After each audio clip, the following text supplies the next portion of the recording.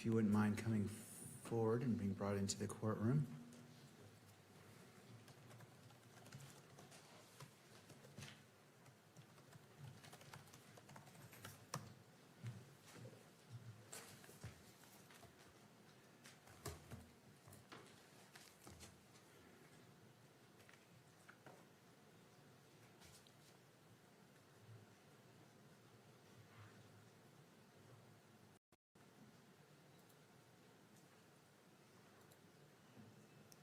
Right, Sergeant, if you'd like to come forward, you're still under oath from your previous testimony from the previous day. So if you'd just like to come up to the witness stand, be seated to your left.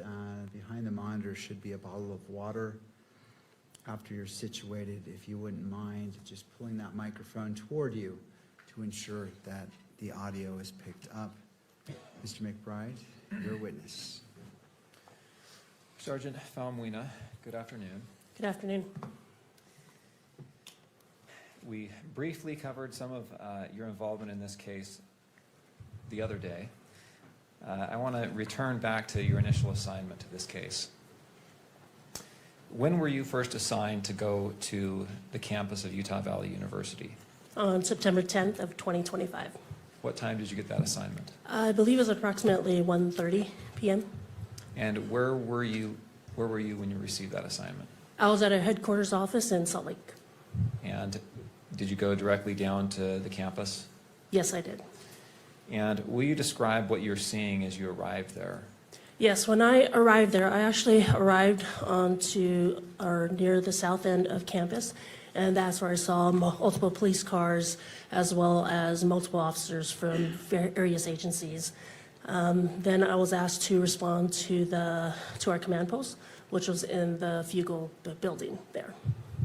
And the Fugal building, we've had some testimony about this, but is that just to the south of the courtyard? Yes, that is. And were you there while officers were securing campus? Yes, I was. And do you know generally how that was done?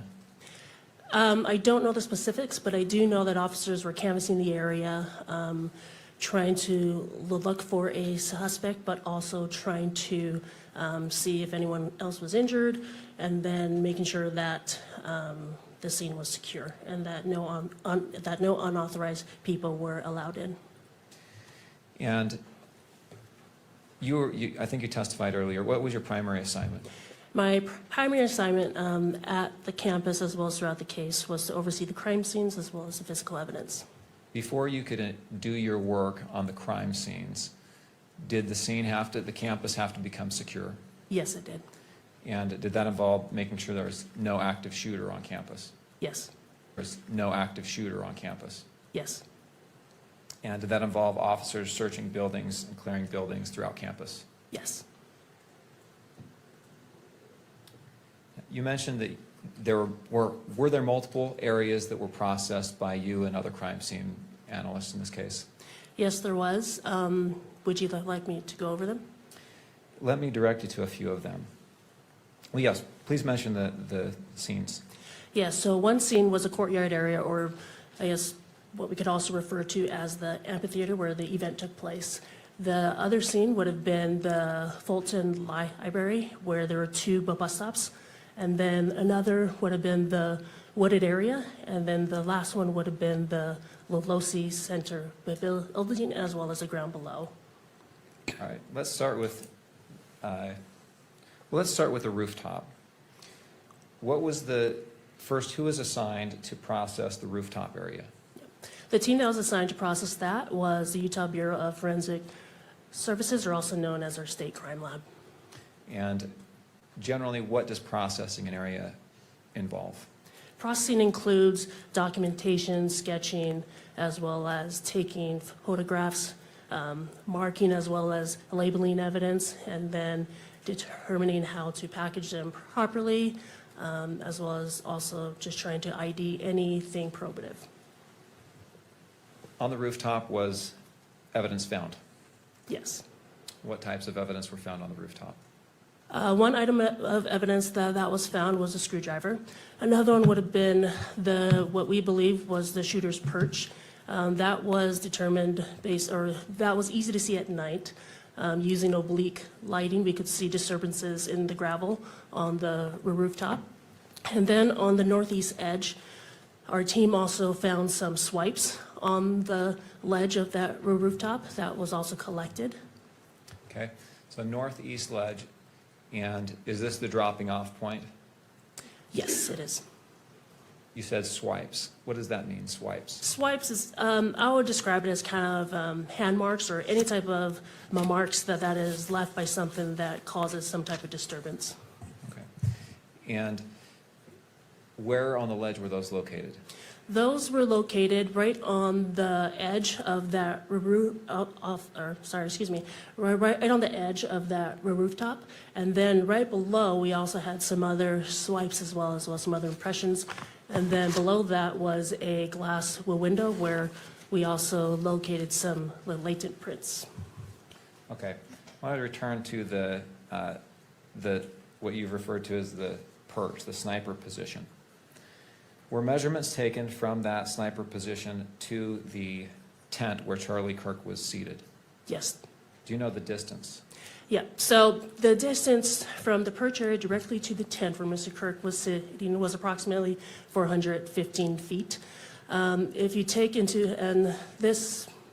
you break it down, so from the perch to the tent, you're looking at is basically like this. And this is the perch and this is the tent. And now you're describing, I'm sorry, I have to make a record. You're describing an angle, a slope downward from the perch to the location of the tent. Is that accurate? Yes, I am. Okay, Thank go you. ahead. Yeah, so the angle, so again, the distance, the perch to the tent was approximately 415 feet. If you think about it, or without taking into account the elevation drop, it was actually 410 feet, so just horizontal straight across. And then the elevation difference between that is approximately 68 feet. Okay, 410 feet from the perch to the tent with a 68-foot vertical drop. Is that Yes.